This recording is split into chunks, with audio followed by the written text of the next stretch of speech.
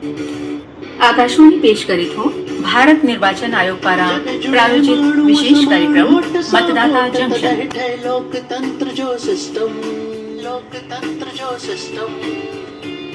Voter जॾहिं जुड़ंदा वञनि तॾहिं ठहे अहिड़ो न हो कनेक्शन। मतदाता जंक्शन हैशटैग मतदाता जंक्शन, मतदाता जंक्शन हैशटैग मतदाता जंक्शन।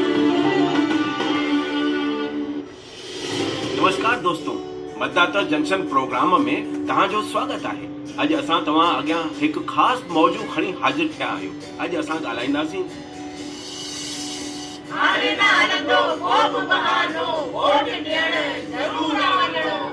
दोस्तों, जवाननि जी इहा मंडली मुल्क जे अवाम खे पोलिंग बूथनि ते मिलण वारियुनि सहूलियतुनि बाबति ॿुधाइण लाइ निकिती आहे। त हलो असां बि साण हलूं। हाणे न हलंदो को बि बहानो, वोट ॾियण ज़रूर आ वञणो। कम मां फुर्सत कढो, सिस्टर आंटी चाची मामा सभु ताईं आ न्यापो पहुचाइणो। वोट ॾियण ज़रूर आ वञणो।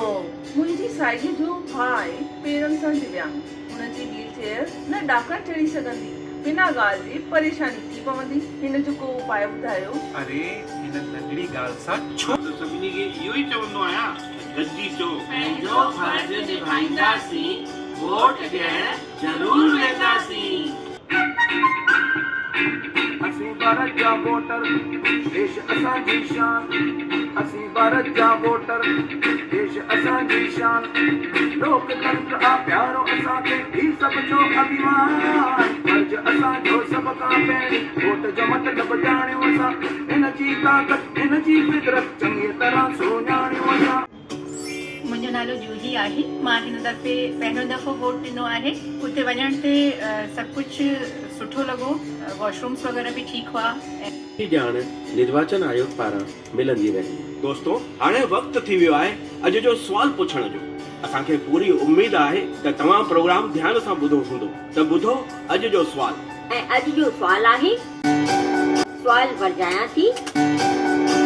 ते व्हाट्सएप नंबर 9999031950 ते। ऐं पुठे एपिसोड में पुछल सुवाल जो जवाब आहे ऐं खटंदड़ जो नालो आहे।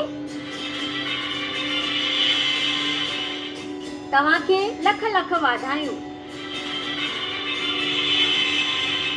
पोलिंग स्टेशन ते न थींदी काई तकलीफ़, पीअण जो पाणी, साफ़ टॉयलेट, वॉलंटियर ऐं रैंप जी मिलंदी सहूलियत। असां त सिर्फ़ इहो चवण चाहियूं था त तव्हां वोट ऐं वोटिंग जे बारे में बाख़बर बणिजो। ईंदड़ भेरे इन ई ॾींहं इन ई टाइम ते वरी मिलंदासीं। त मिलूं था ईंदड़ भेरे। तेसि ताईं लाइ इजाज़त ॾींदा।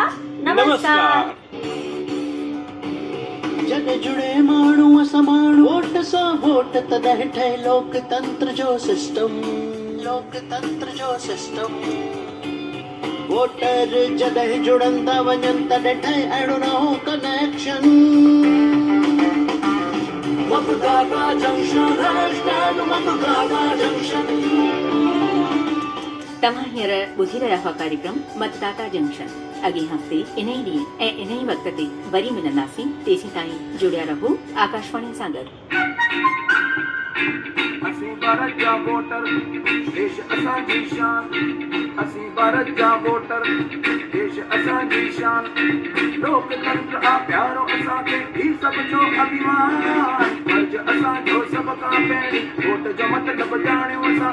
हिन जी ताक़त, हिन जी फितरत चङी तरह सुञाणियूं असां।